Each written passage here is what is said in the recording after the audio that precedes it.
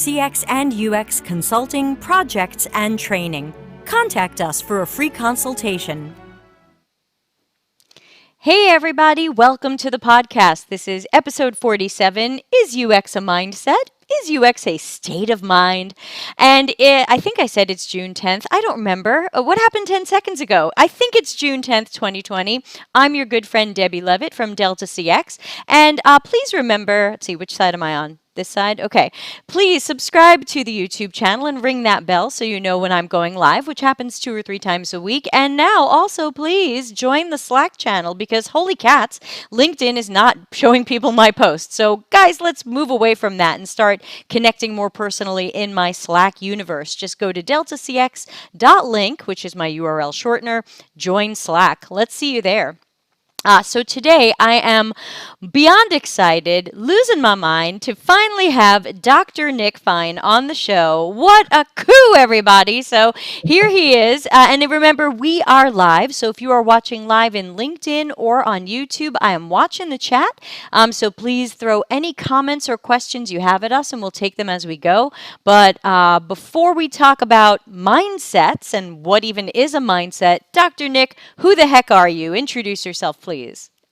Hi, Debbie. Hello, everyone. My name's Nick Fine. I'm a 10-year UX pro. I've been going since about 2009.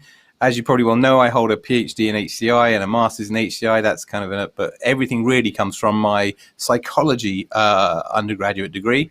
I'm a very much a psychology-powered practitioner. Kind of live by the not rules, but guided by science. And I've spent the past 10 years trying to work UX as a behavioral science, because in many respects, a lot of our practice is behaviorally based. So that's what I'm trying to do, is just to represent the behavioral side of our practice as opposed to the design side. And I'm with you. I come from the psychology side, even though I don't have the proper education in it. Just a few university courses and lots of love. So thanks again for joining. And I wanted to start by just giving people a little bit of the origin of this topic. And it was because so often on LinkedIn and in other places, I see people saying UX is easy to learn or UX is easy to teach. Sometimes I hear this from bootcamp instructors. UX is easy to learn or easy to teach because it's just a mindset. If you can put yourself in the UX mindset, you can design great things. Yeah, oh, right, go ahead. Right. As I like to do in my talks, hold on, I'm empathizing. Don't interrupt me. So I've heard this more than once from people, again, often bootcamp instructors, sometimes bootcamp attendees, or bootcamp mentors, advisors. UX is a mindset. You just need to get into the mindset. So I'm going to start with what the heck is a mindset. I'm going to read you the dictionary definition that I found, and then I want your impression, Dr. Nick, of what the heck is a mindset. So the Cambridge Dictionary on the interwebs says, a mindset is a person's way of thinking and their opinions. Synonyms would be mentality and outlook. So that's the dictionary definition. You know, we may or may not agree with that. How do you define a mindset? I'm going to sidestep that one because I think it's more about a way of thinking. So that would be my definition of a mindset in this particular context. Okay. Would be a way of thinking, a way of looking at the world. I guess the way that we talk about it in digital, kind of a lens, a specific lens. Okay, if that's a mindset in that context, then yeah, I agree. I don't think the way that you described it, the way that the dictionary definition is, feels a bit looser than what I would. It's got a very specific UX application if we're talking about a UX mindset. Yeah, right. The dictionary definition was just mindset in general, not UX specifically, and it said a person's way of thinking or opinions, which of course is quite general and broad. Yeah. It's super broad. So in that case, and I was also telling you I had Googled for like, what are some mindsets? And I found this page that said 7 mindsets that will radically improve your life right now.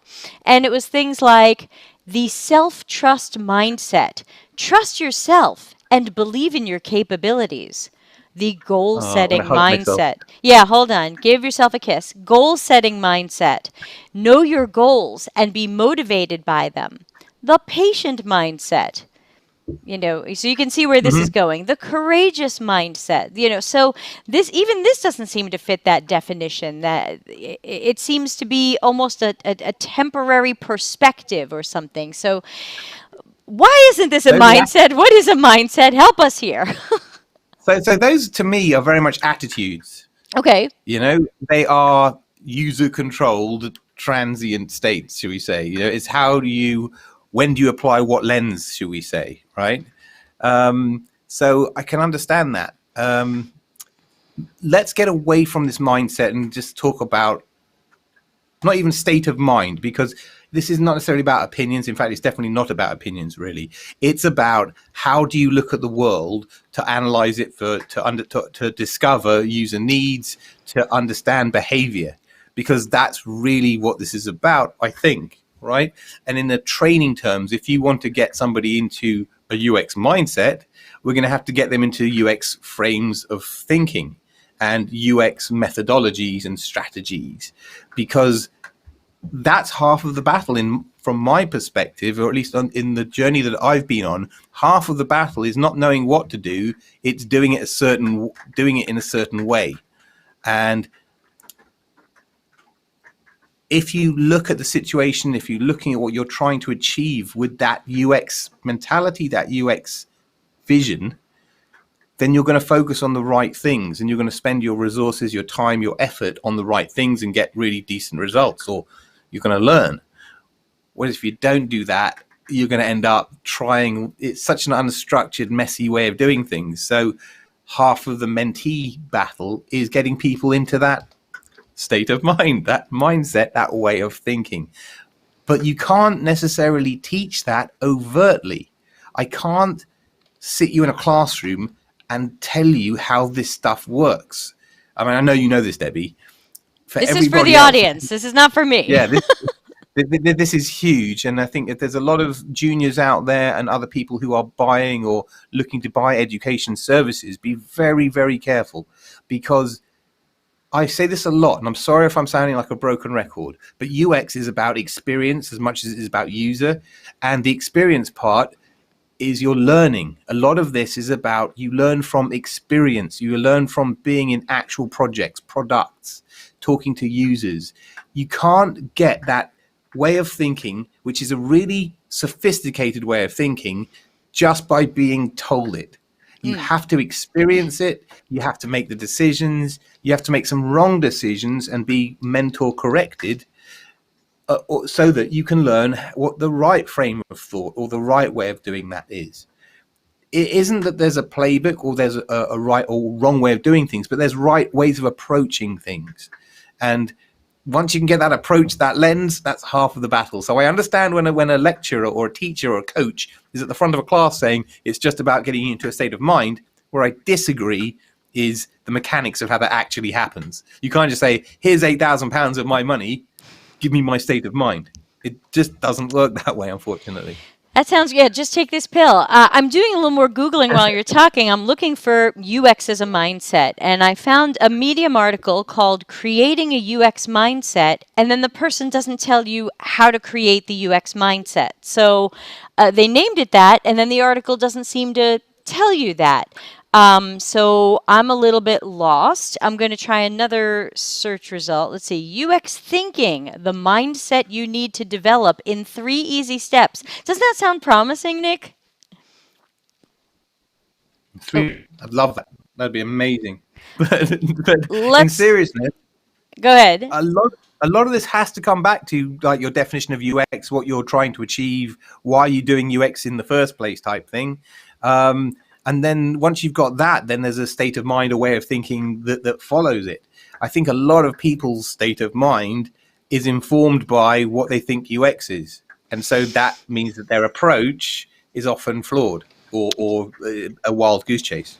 Yeah, absolutely. I do find that there's a lot of juniors and people who want to transition in who seem to think that UX is just making wireframes based on caring about customers. I find that many people seem to think that the UX mindset is I care about customers, or it's some flavor of some. Champion of the user. Or some misdefinition of empathy, which is really sympathy. Like, I care about our customers. I'm making wireframes, so I'm in a UX mindset, so I'm doing good work. And that seems to be something I hear over and over. Is there truth to that, or how do we convince people that that's a little bit off? What are your thoughts on the whole, I care about customers, so I must be doing good UX work? Yeah, that's the one of the many big red herrings that's causing us all trouble is that empathy word. I love when you said, "Hey, when I'm empathizing," because that's. I think we've chatted about this before. I think it was with Darren. Empathy, until it became spoken about in social networks and conferences and stuff like that, it was never part of my vocabulary. It was never. I still don't use it. It's not part of my professional world. Empathy to me is the antithesis of user research, of user centricity. It's like, I don't really care what I think about you, or what empathy I'm feeling towards you is irrelevant. It's talking to you, observing you, all of that stuff is that's where you move the needle, or at least that's where I come from. It's good to feel, maybe it's bad to feel empathy, because it creates additional bias. It's something that I haven't really, it's not anywhere in my world really. And I think, like you said, it's not a visual design where my care for behavior and user needs comes from what I think about what you need. And that's certainly not UX, as long as from my perspective. If people want to call that UX, go ahead, but it's not going to drive the results that you want. It's not going to give you a portfolio that you want. It's not going to drive a career that you want. You're always going to be backfilling and defensive, and that's not going to be fun. The problem is that people have come to UX from all kinds of different areas, and that's fine, because UX is a very interdisciplinary world. But people are redefining UX from a very different perspective, and that becomes a problem, because if you're buying UX, what the heck are you buying? How do you build a team like that? That's really, really hard. And that's one of my big problems, is people asking me to do stuff that they think is UX that many times isn't. Sometimes it's straight up business analysis. Sometimes it's straight up visual design. Sometimes it's market research. Right. Design me a survey and a bunch of polls. That stuff. Sometimes I was going to say, I saw a job the other day that was at a startup, and they were claiming they were looking for someone who could help the company improve their conversions and expand into other markets. And they wanted someone with 3 years of UI design, UX a plus, and knowledge of analytical tools like Mixpanel. And I ended up getting in touch with them, and I said, "Oh, I can help your conversions, and I can help you move into other markets, but not through visual design. I think you're fishing in the wrong sea there. Even if you never hire me in a million years, I don't think a UI designer who knows how to read Mixpanel results is going to get you where you think you're going to go. And then how are you going to measure that? Let's make sure you don't." I said, if you don't set out metrics for this job, you're going to keep that person forever because you like them. Yeah. Sorry, slight side rant there. Meanwhile, I'm trying to Google stuff that says like UX is a mindset, and I keep going through these articles, and they start with UX is a mindset or create a UX mindset. And I swear to you, Nick, on the God of your choice, there is nothing in these articles that tell you what the UX mindset is. I found one that says UX is a mindset. It's a way of thinking. And step 1 is observe. Step 2 is be hard to please. And step 3 is find solutions. I'm going to leave that with you for a moment. Yeah. No, I'm not. I'm going to walk away from that one. Okay. I mean, that's what we all do on a daily basis on anything and everything that we do. It's so generalist. It's so broad brush that no UX person or wannabe UX person can do anything with that. You can't Right. incorporate that into your world and get better. Right. It's not actionable. Yeah, because I see all these No. things in Google saying the UX mindset. UX mindset. Here's a guy who with a talk, his talk is called "It's More of a Mindset Than a Method." Wow. See, I take a method over a mindset any day because the Me method is at too. least defined, right? There's a level of quality control there. Uh, Whereas if you can just it's be like, doing. yeah, Here it yeah, is. it's actually, I yeah. found someone's slides. This is somebody else. Someone says UX is a mindset focused on delivering value, inspiring the right kinds of ideas, and guiding decisions.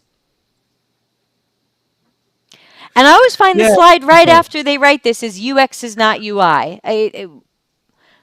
Okay, let's just accept that there is something that's a mindset, a state of mind, a way of thinking, right? We can accept that because there is what you actually define it, call it with a label. I don't really care, but there's this thing we're discussing, right? There's a huge gap then between what the heck is, what do I need to load into my head to get that frames of thinking, to get that state of mind? How do I Right. acquire it, right? Right. No one's defining that. It's effectively, because I know the audience is going to want to know, like, I Right. don't want to be like Agatha Christie about this. The state of mind, the way of thinking you need to be is obviously very user centric. Okay. That's what breaks, that's where UX UI broke UX as an incumbent. It came to the party very late and started saying things like, it's all about visual design and I can now design stuff and be informed or be empathic with users.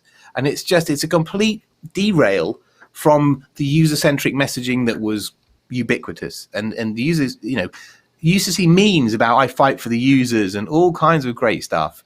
And we don't see any of that anymore because it's gone into visual. So the state of mind you need to have is you are a user-centric investigator.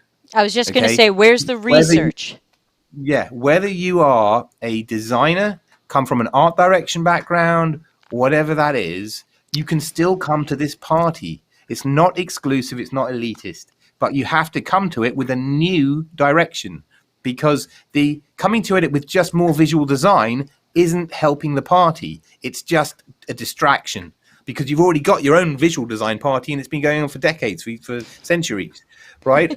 We've got our own party. Don't ruin this one with your stuff. So come and join the party and be part of the solution. And that solution is a user-centric one.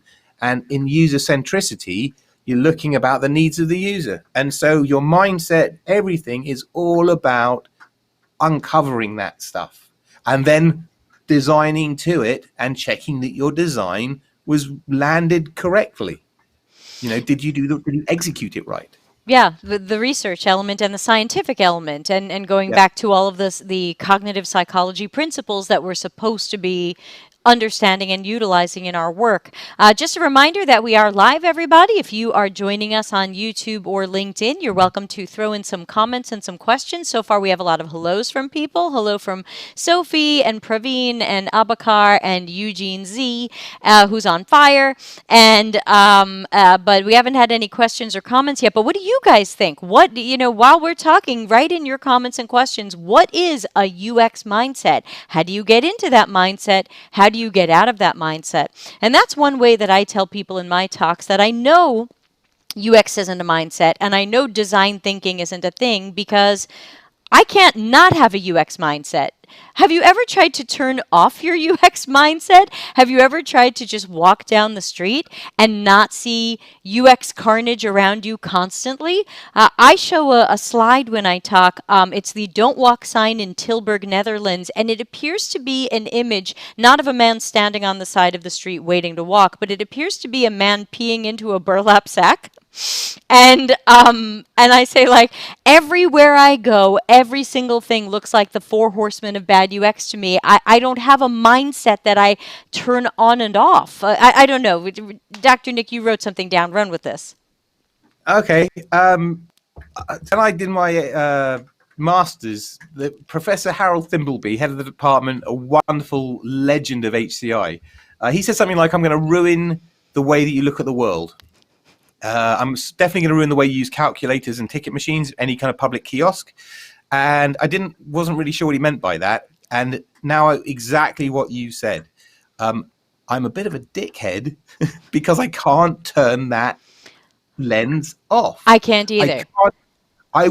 I'm the guy standing in Victoria Station, probably screaming at an inanimate object because I'm screaming at the designers, going, "What the f were you thinking? Why has this thing got an alphanumeric keyboard instead of a QWERTY one that you see at every single bloody national rail kiosk and all the other stuff?" Right.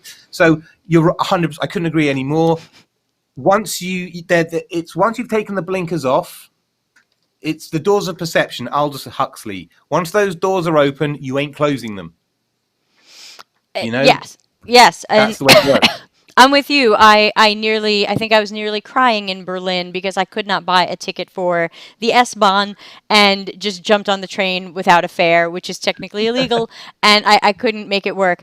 So we've got someone in the LinkedIn chat who believes that UX is a mindset, and so here is what he says. The reason why I would say it's a mindset is based on the state of mind and habits, that is, the constant habit to think from the user's perspective and constantly questioning what is design challenge and how could we make products and services better for the user. It's a lifelong ongoing practice associated with a few set personality types that are investigative in nature.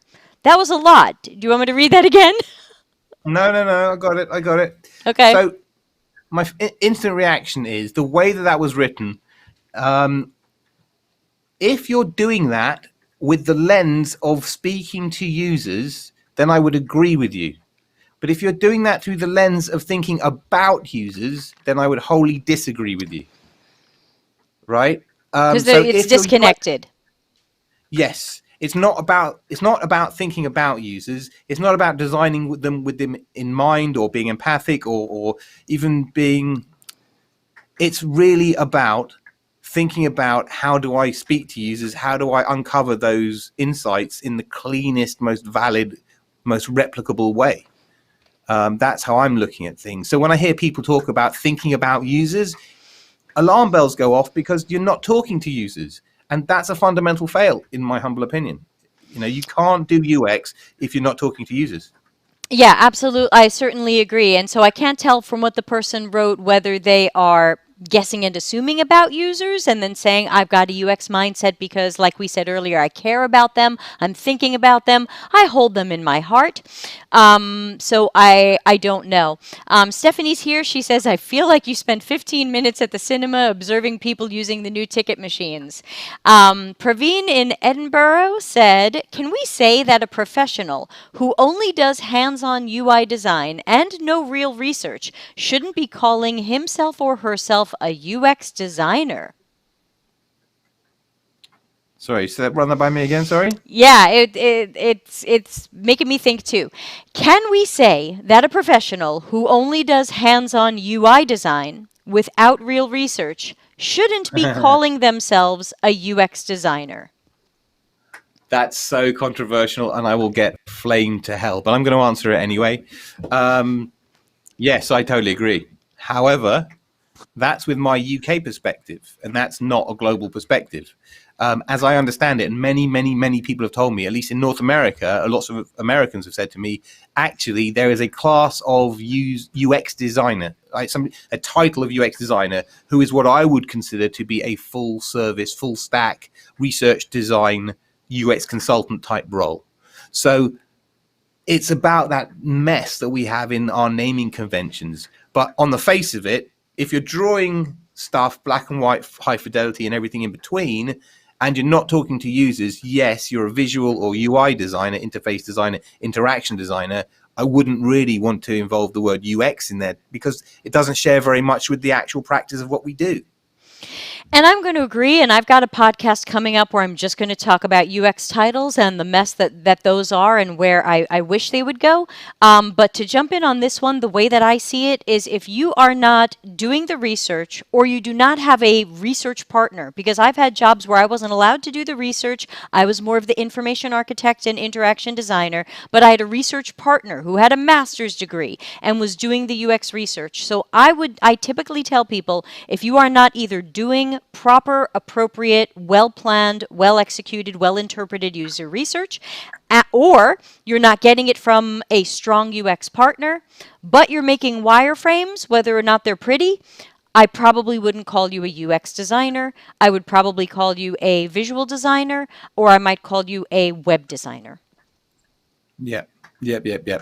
Unfortunately, most web designer really is a dying breed, and I don't know. And there are only a very few people now who still call themselves a web designer, just because it's an anachronism. Yeah. It's unfortunately moved on. I think where I would disagree with you is I wouldn't want to set too high a bar for UX for the simple reason, like notionally, yes. But practically and pragmatically in today's world where UX is such a mess that it's almost like saying speaking to any users is better speaking to no users. Now, there are certain cases where that's really terrible, really bad, and maybe your own intelligent guesswork might have been better than a small non-representative sample. But the point is that in order to move forwards through that, you need to get this user centricity message out there, and therefore UX should be something that everybody can do. They've just got to start speaking to users, right? It might not be perfect or anything actually particularly good at the outset, but it can very quickly become high value stuff. Do you see what I mean about that? Because otherwise, I don't want to cast us or user researchers as expensive prima donnas or any of that stuff, because we've got past that, and I don't want to go back there. No, we need these people. We need more of these people. By the way, I'm using the back channel to send you some people's comments so that they're easier for you to read, because I know sometimes when I read them, you're like, what is Deb saying? So the next comment that we have, and thank you for that, is from a friend of the show, Eugene, who says, change of mindset is effectively rewiring of brain's neural pathways. That takes a long time. Behavior change is hard. When people say you can change your mindset in a week, they're not being honest. Ooh, Sizzle. I like you. Whoever posted that, I like that. It's you don't mince your words, Eugene. madam. So Eugene, hi. We could talk about learning a behavioral change for hours. It's a massive area in psychology. If I just simply talk about behavioral, about conditioning, operant and classic conditioning, Pavlov's dogs, that stuff. Okay, so that's a simple example of behavioral change. Most behaviors, and they'll teach you this at Psychology 101, most behavior is effectively rehearsed. And by rehearsing it, practicing it over and over again, you do develop those pathways and you effectively cement new behaviors. And if you don't do that, they extinguish, and the pathways don't happen, those schemas, those trains of thought. So they'll also tell you that behavioral change can happen instantaneously in a very severe event, severe emotional event. I don't need to give you examples, but I'm sure you can think of a few where it'll change you. Right. That's for sure. It'll change the way you approach things. I mean, heck, look at behavioral change in COVID alone. If you are in the very, very high risk, the highest risk category, believe me, your behavioral change has been instantaneous, because you know what your user needs are, right? They're front and center of your life, and they are mortal, critical ones. So, okay, let's bring it down a level to our UX life and changing. It's JFDI, just flipping do it, right? Fake it till you make it. I hate that when people fake it as a blag. When they're faking it as I'm just getting the wheels moving, then that's good. That's starting a machine moving. And the more you move it, the more it flows, and the better and more efficient it gets. But to me, that's not faking it. That's just early driver education. Yeah. That's not. There's faking it, and then there's I've got the training wheels on. And so I try to differentiate these, because, again, what I hear from the boot camps and the boot camp students was, at my boot camp, they taught me a little bit of UX, a little bit of UI, a little bit of front-end dev, and they told me, fake it till you make it. And my thought is, no, that's not a thing. But you can put your training wheels on and keep learning. Yeah. I totally couldn't agree anymore. The problem is, and I think this is totally fair to say, and again, from my persona, I'm very used to, as a scientist, saying, I don't know, let's find out. It's common. You'll hear me say it all the time. Maybe it's because I've got a PhD or something that it's okay to say it and I'm not going to lose face, which is bullshit in itself, okay? People of all experiences, doesn't matter whether you're a junior or a lead, have got to be comfortable to say, I don't know this stuff. It's okay to say, I don't know, help me, or I don't know, I'm learning, we're going to iterate and fail fast. Because there's too much expectation, like everyone's got to be an expert, senior, and lead. And you can't get expert if you're already selling yourself as an expert. The only people who calls me an expert are other people. It ain't me. Right. I don't call myself an expert. So it's that permission to not be ultra awesome all the time, to be able to be honest. Yeah, absolutely. So we've got a couple more comments popping up in the chat. Hold on, just got to flip back and forth. Matt says it's about being in a constant state of learning, as we should be. We are never done. And very happy to see Thomas J. from Canada. How are you doing there? Are you still in Ontario? Was it Ontario or Ottawa? I forget now. No, Montreal. That's where I saw you. Because I don't know French, so I remember that now. It was many centimeters of snow. So Thomas J is here. Good to see him. He says, aren't we approaching a crossroads with the term UX designer, just as we did with the term web designer, with progressive specialization of every facet of the trade? I think we should cover that in the podcast on titles. But Nick, do you want to take what Thomas is saying for a moment? Yeah, I mean, look, that's an ongoing problem until we understand roles, what UX is. So the way I can best describe this is my own experience going back kind of 20, 25 years to the late 90s when the internet was basically born, or not born, but was commercially born. I was working in the internet service provision world. Long story short, I was known as an internet consultant, okay? As an internet consultant, I did security, I did network engineering, I did systems engineering, I did web design, I did e-commerce, I did everything, literally everything. Involving installing in 19-inch racks and everything. You're a jack of all trades. That's because the internet was brand new. There was this internet thing, and it meant lots of different things to lots of different people. And so there was only one role because I was the internet guy, right? UX is very much the same. So whereas internet obviously broke down into security and web design and e-commerce and dedicated practices, the same thing is happening with UX. UX comes around. It's coined as a phrase by Don Norman. It becomes commercially successful or taken up, but it's now become so big and popular that UX is too broad and too general. It cannot apply to every single organization and project and product out there.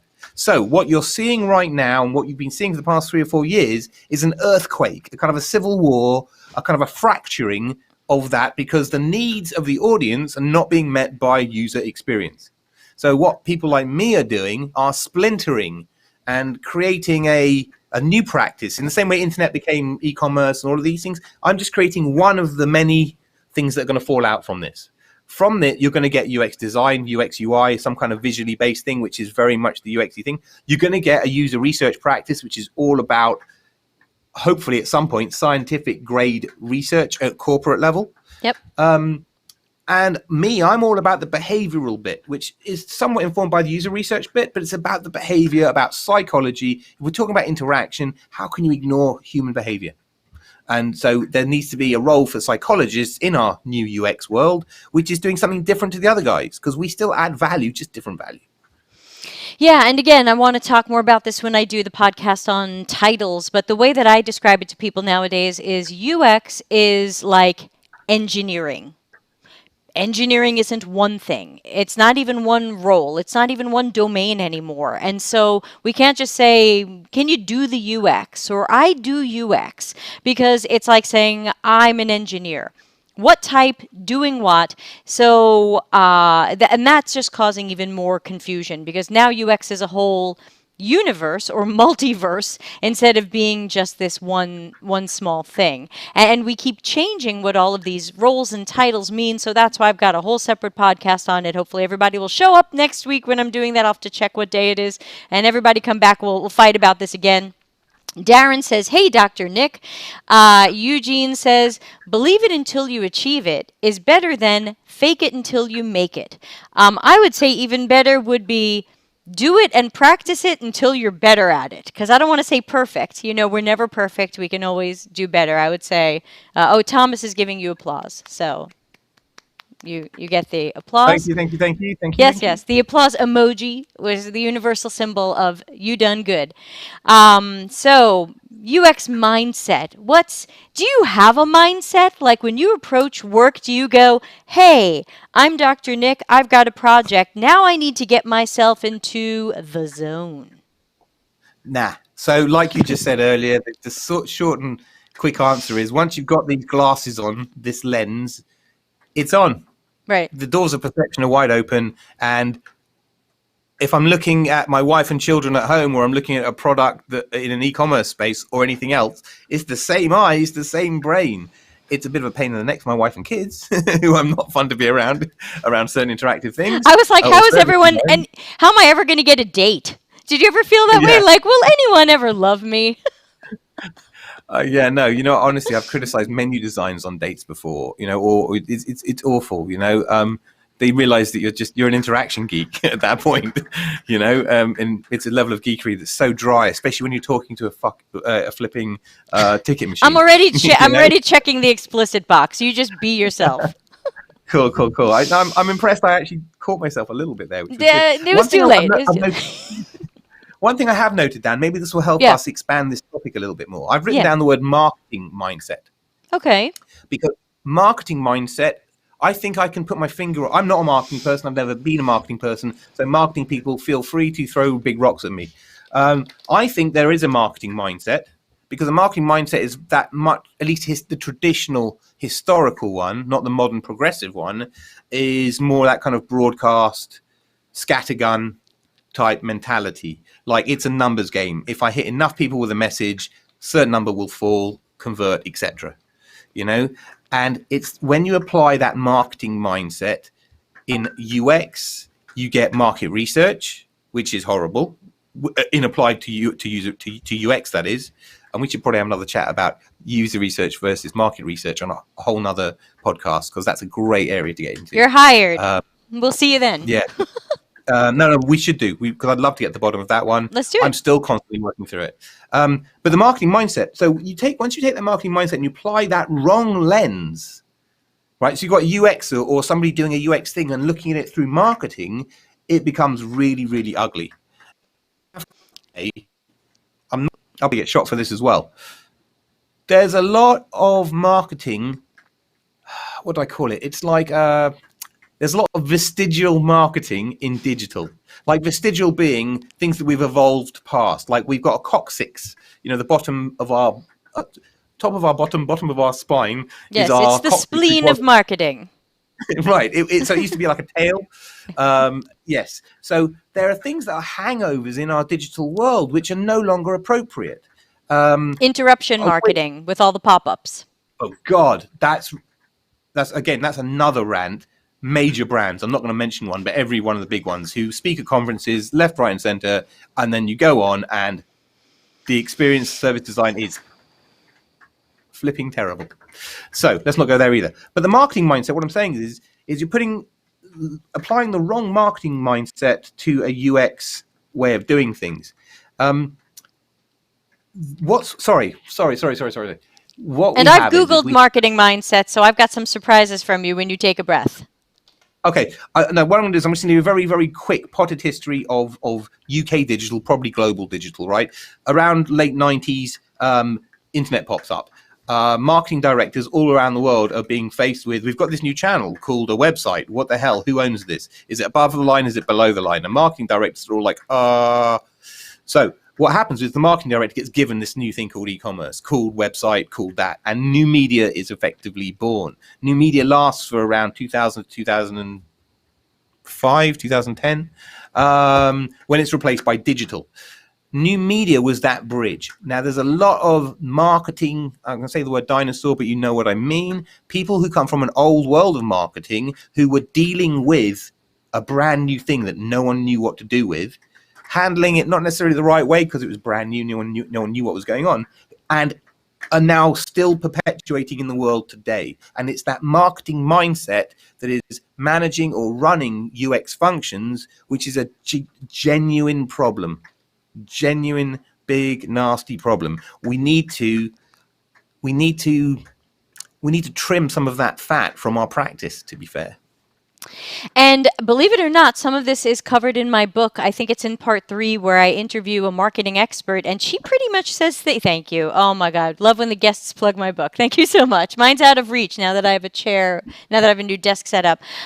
She is a marketing expert, someone I've known for decades, and I interviewed her for the book, and she says something similar that she said, I remember when my specialty was digital, as if that was a specialty and that was a whole world unto itself. And now, of course, digital is meaningless because it's all these other sub things. It's SEO, it's e-commerce, it's all these other things.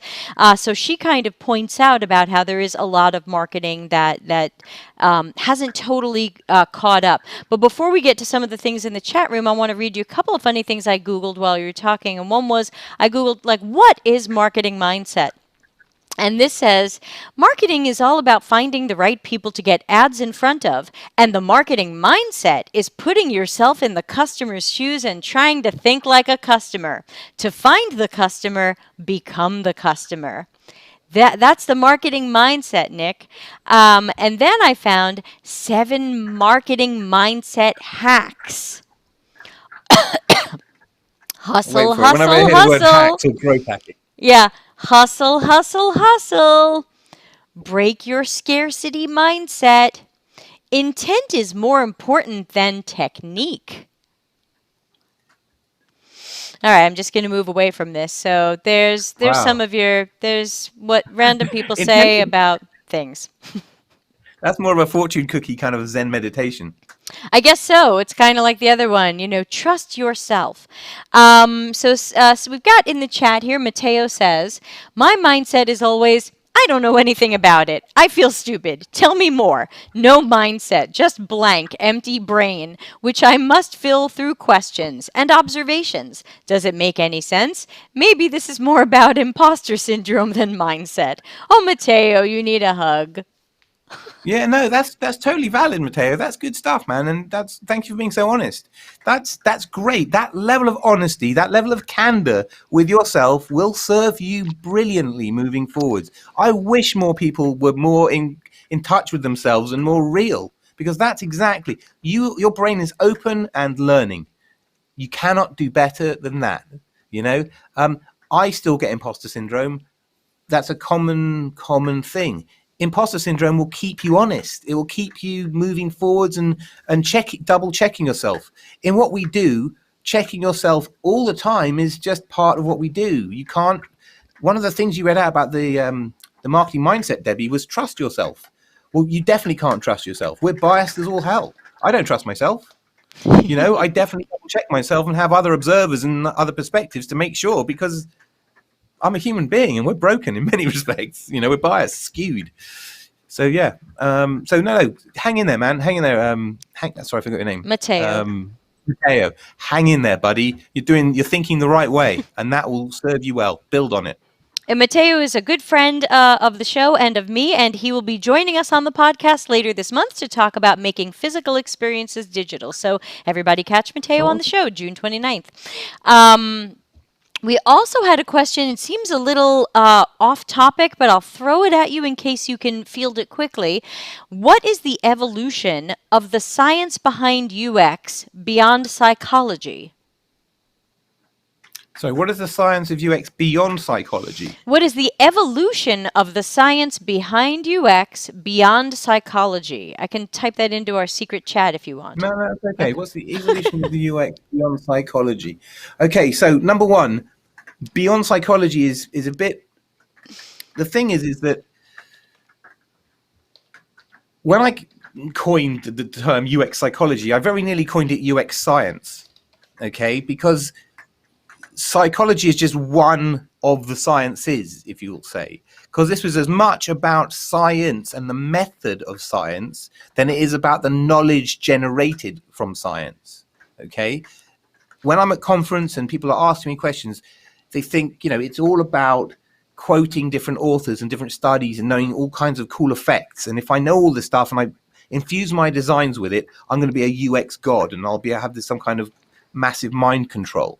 And that's not the whole story. That's some of the story, to be fair. It really is. But that's you're missing a huge trick if you think UX psychology and psychology is just around that, because the real power of psychology, way beyond decades of knowledge, are the methods. It's the scientific knowledge, the scientific inquiry into human behavior, into the human mind, because that's the value, right? At the BAT conference last week, one of the things I said to people was, there's a 2-track learning system that we all have. There's stuff that you learn for yourself, and there's stuff that you do at work. So you'll be at conference and you'll learn a whole bunch of stuff, get these cool ideas, but you don't get to practice them at work. But it's the scientific inquiry. You can bring any idea into your actual workplace. So moving at the evolution of science beyond UX beyond psychology is actually the evolution and the maturity of science in digital. And UX, or user research, part of it, almost certainly, as I see it, is the future science of digital. So digital can have all the art and design and all that creativity, because that's a huge component of our world. But we just need to balance it or bring up the scientific bit. And that is the knowledge and the methods. Great. Excellent. Thank you. Thank you for taking that question, even though it was a little surprise question. Hey, everybody. We are still live. Believe it or not, we have 15 minutes left or fewer if we run out of things to say, because you know me and Dr. Nick, we don't have a lot to say. We're low on opinions, low on perspectives. Yeah. We're going to run out of things to say. But we're here for the next few minutes if anyone has comments or questions they want to add. So what do we say to the people who say, especially when I bump into these boot camp instructors on LinkedIn, and they go, UX, it's easy to learn and easy to do. You just have to have the mindset. I don't want to go nuclear on them. Can anyone think of a helpful, cuddly, more constructive thing I can say to them when I kind of don't agree, because I believe in the science of it? And that, every time people ask me, what should I study if I want to get into UX? I always tell them psychology and human behavior. Like, I don't tell them read about wireframing. I don't tell, you and I are always talking about tools. I don't say go learn more Axure, even though I love Axure. Psychology and natural human behavior. What do we say to people if we don't want to be punched in the face the next time we hear UX is a mindset? I want everyone at my company to get into the UX mindset. If that just means user-centric, great. Right. What do you mean by it? Maybe that's a good follow-up question. What do you mean by that? What is that? Yeah. What do you mean by design thinking? What's your definition of the 9,000 definitions of design thinking? Which one are you using? Yeah. That's true, because I do want user and customer centricity baked in on every level from every department. I want marketing to be customer centric. I want engineering to be customer centric. I want everybody to be customer centric, but I also hate hearing UX is a mindset. Just feel it? Help. You know what? I don't know if this is a bit of a tangent, but what I'd love to see happen would be the work that user researchers do in UX is so impressive and so valid, or produces such great results, that market research and marketing departments are looking over with envy and going, actually, there's work we can do together. Let's start homogenizing our pen portraits and your personas. And that's exactly what I've been fighting for. Thank you. So you're saying, like, we didn't plan this. Yeah, I just did a marketing keynote, and I said there are so many ways that we can partner together. CX and UX have angles that marketing doesn't have. We have research and interpretations marketing doesn't have. Our personas have information marketing segments and demographics don't have. I do want to see these two things come together, but because, as you and I keep saying, of solid research and efforts, and not just, well, marketing now has the UX mindset. Honestly, if marketing gets that mindset, the world is a beautiful future. It's a bright and beautiful future. I think marketing needs it, if I'm honest, because content marketing and social media, yes, it's definitely given them a whole bunch of new toys to play with. But if they were to get some validity in there, and I know that's pretty horrible and broad, but there's so much really shockingly bad market research that we can just turbocharge everything. It would be great.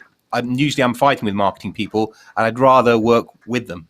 Yeah, that's what I said in the book, is that traditionally we found marketing was one of our biggest enemies because they said, well, our survey said everybody loves this and can't wait to pay for it. And that's funny. UX research said nobody wants this and will ever pay for it. Only one of these can probably be right. What the hell? We've got some great comments popping up in the chat room. Praveen says, I echo the sentiment. Great things happen when UX and marketing are aligned.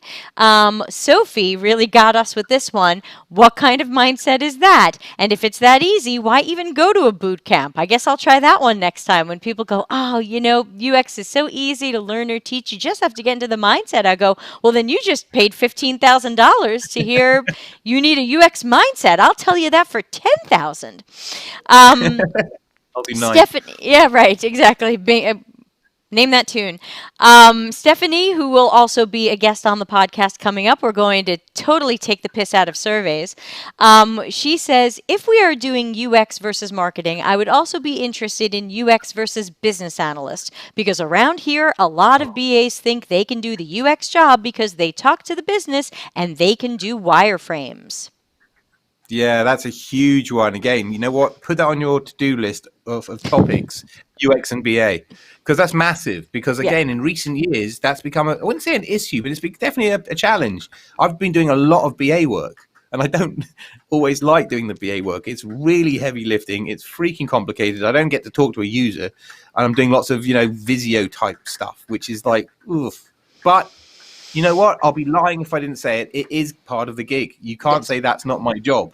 It's just something that's the less sexy part of the work, and that's really heavy lifting. It's part of our world. Yeah. I've asked that question a few times, like, where does UX stop and BA start? And that's a really interesting question. And that's in my book, too. I interviewed 2 BAs for my book, and so you'll see, when you get to that part, you'll see some opinions there. But I know you're too busy to read right now. No pressure. I honestly, some of the BAs I've worked with in the past have been truly amazing people. They've got a BA mindset, right? Whatever that is, and they've got a lens for looking at a business process and all of that stuff. They are a dying breed because the digital world doesn't seem to have an appetite for BAs unless you're in that particular vertical or that particular organization. I can easily see a retraining of BAs into user researchers. I think there's a distance between the two for sure, but that's I think the natural step to say, look, let's give you some interviewing, let's give you a few basic skills to start practicing and to get really competent with, and then see where we go from there. I think if you're a BA watching this and you're looking for an out or you're looking to evolve yourself, that's where I'd be looking. Actually, it would be a good shout. Yeah, it's interesting. I trained a company on my Dev and UX program, and part of their problem was that they had BAs who were insisting on doing the UX research, or what they thought was UX research, but they were doing it incredibly badly. But it sounded like they'd been doing it that way for so long that they were not totally open to someone else coming in and saying, well, actually, it's better if you do it this way. So hopefully you open-minded BAs who are open to learning some new tricks can consider that. We've got all kinds of comments on fire here. So Stephanie said, I end up with BAs as enemies because they think they can do my job. And she said, I started the book, which is a big step, but I'll check the part about BAs. Praveen says, Stephanie, I can relate. Several BAs tried pushing me in the past. I involved them as observers in usability testing, and things changed. Yeah, whenever you can get people to observe usability testing and not interfere in it, hopefully things shift. Mateo reminds us, marketing in some ways falls under UX the second it starts being user-centric. Oh, don't tell them that. Otherwise, we're gonna think we own every department at the company. But also, marketing is our best ally. They got money. We give them what helps them to make them. And then he's got a little emoji of a holy angel. So yes, that's in the book too. We can partner with them and help them achieve their goals. Stephanie says, I agree with Nick here. I've seen BAs who are taking UX workshops, and I'm super happy to work with an amazing BA who is becoming a good user research assistant. Yeah, and that's a great way to look at it. Like, you can mentor them. As assistant is a bit of a horrible term, but yeah, in principle, 100%. By the way, with regards to BAs, my one beef that I have is user stories, right? I don't know if that still happens anymore, but I do a whole bunch of really great research, get some very cool validated nuggets, and then hand them over either in a wireframe or in a spec or whatever it is. And the BA then writes their user story and completely translates the requirement the wrong way.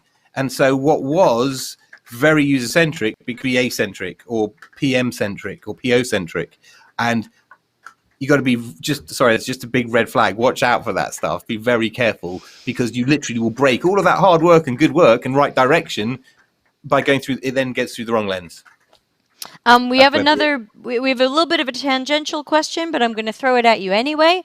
It says, is UX design necessarily bounded in the digital space? How do we differentiate it with service design? I have my own opinion there, but what do you say to... Yes, I'll read that again. Is UX design necessarily bounded in the digital space? How do we differentiate it with service design? I think we spoke about this last time, but again, It's your first time on my show. What are you talking about? No, but when we were on with, I think we were talking with Darren. Okay. What was that? You were on Lee's show with Darren. Yeah, it was. Sorry, that was. That was a great show. I saw that. Sorry, what were we saying? UX design and service design boundaries. Yes. So I personally, my opinion, I see UX, CX, SD as one and the same. UX and CX are very easy to just say that's one and the same, and you use the word user or customer depending upon the organization you're in and how they're referring to their users or customers. But it's the same thing. It's just a label, and it's cultural use. With regards to service design, the way I see that as just, it's a practice within UX. It's a particular methodology, shall we say, or a particular approach within CX UX. Much or most of our activities and methods are identical. Journey mapping, speaking to users, generating personas, that's all the same, whether you're a service designer or you're a UX person. So I don't see any. And again, it's a problem for us all if we keep splitting these hairs too much. If you only split the hair if you really need to. If you don't need to, it's the same thing. Yeah, my thought is if you really just do services and you absolutely wouldn't touch a digital interface, then perhaps you are a highly specialized service designer. Other than that, I agree with you. I think these terms are pretty much interchangeable at this point. Good friend Oz is here in the YouTube chat, and he said, where I worked, the BA talked to the client's PM or liaison. They didn't talk to the 200 true users. Of course, users would call later and complain about what got built. And you must have seen that very famous Dilbert cartoon, right? The one that says, we spoke to users, they said it was a bag of crap. Perhaps we should have spoken to users outside the building. Right? I haven't seen that one. That's good. It's a classic. I put it on pretty much every conference slide I can, because that's nail on the head, right?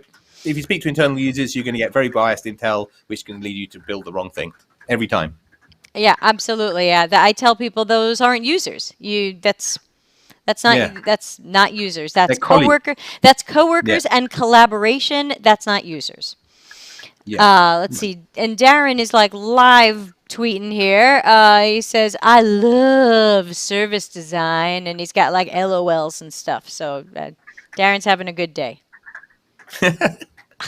Like, when I'm breaking any user journey or any experience map type thing down into sections and experiences and pains and needs, I challenge anyone out there, a dedicated elite service designer, to challenge me how that's any different to what I'm doing. I genuinely want to know, and no one's been able to tell me any otherwise. So if we're doing the same things, it's just that cultural label that works for the job the gig that you're working on. I feel you. I'm with you. Can't disagree. So guys, we are technically out of time. My clock says 7:29. That means we would be coming up to an hour. And I try not to keep our guests longer, especially the super busy Dr. Nick, who I hear is working 28 hours a day, 10 days a week. We got to give him his life back. Someone please, won't you please donate to the Dr. Nick Fund today for just 22 cents a day? Yeah, for just 22 cents a day, he can have a cup of water. So I'm sorry, additional questions coming in. We are out of time. Please join us again next time. As always, guys, thanks for joining us and keeping this lively and fun and interesting. And I have to quickly check my own calendar to see when the next podcast is because I'm forgetting my own thing here. Let's see. Tomorrow I am doing Design Sprints Are Evil, so please join for that.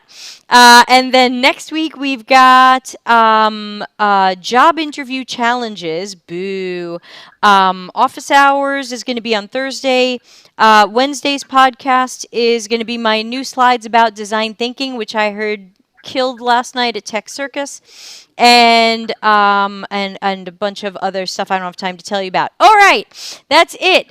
Dr. Nick, how can everybody find you and fall in love with you and follow you and whatever? You are on the media. Where do we find you? LinkedIn is pretty much where I live. Occasionally on Twitter, but really, if you want to get hold of me, that's the best place. That's where I'm the noisiest.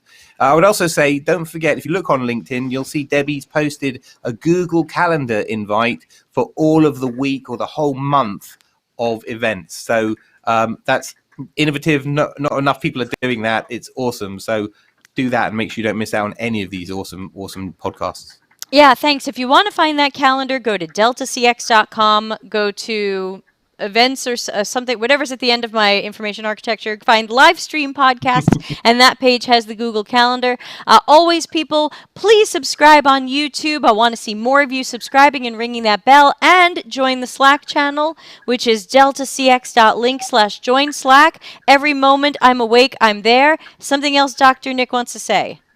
One last thing, if you go onto YouTube and Google UX psychology or an introduction to UX psychology, there's a 23-minute video which will answer many questions. I'll post it on LinkedIn. Is it you? Good video. Yes, it's me. Oh, good. So look for him and Google for UX Psychology on YouTube or UX Psychology Nick Fine. Hopefully that will narrow that down a little bit. All right, I'm going to play us out of here. Nick, thanks again. I hope we'll come up with another topic and have you back soon. Be well, and everybody stay safe and healthy, and see you soon. Bye-bye. Thanks for watching. Delta CX is available for consulting and projects related to CX and UX strategy, leadership, training, problem finding, problem solving, and innovation. Learn more at deltacx.com.